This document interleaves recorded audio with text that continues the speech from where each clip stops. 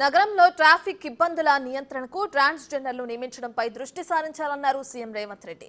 దీనికి సంబంధించి అధికారులను ఆదేశించారు. గతంలో నిర్ణయించిన విధంగా తొలి దశలో రద్దీ ఎక్కువగా ఉన్న ప్రాంతాల్లో ట్రాన్స్జెండర్లను నియమించాలని సూచించారు సీఎం.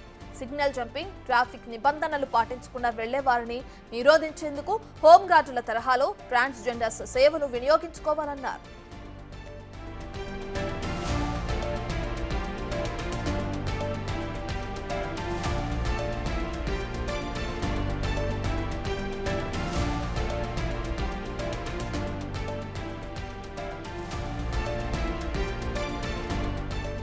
నగరంలో నిర్వహించే డ్రంక్ అండ్ డ్రైవ్ లోనూ వారి సేవలను వినియోగించుకోవాలని సూచించారు సీఎం రేవంత్ రెడ్డి. తద్వారా వారి తాగి వాహనాలు నడిపే వారి సంఖ్యను తగ్గించొచ్చు అన్నారు. వారికి హోంగార్డ్ తరహాలో జీతభత్యాలను సమకూర్చేలా విధి విధానాలు రూపొందించాలని, ప్రత్యేక డ్రెస్ కోడ్ ను తయారు చేయాలన్నారు ముఖ్యమంత్రి. వీలైనంత త్వరగా ప్రయోగాత్మకంగా నిర్ణయాన్ని అమలు చేసేందుకు చర్యలు తీసుకోవాల్సిందిగా అధికారులను ఆదేశించారు సీఎం రేవంత్.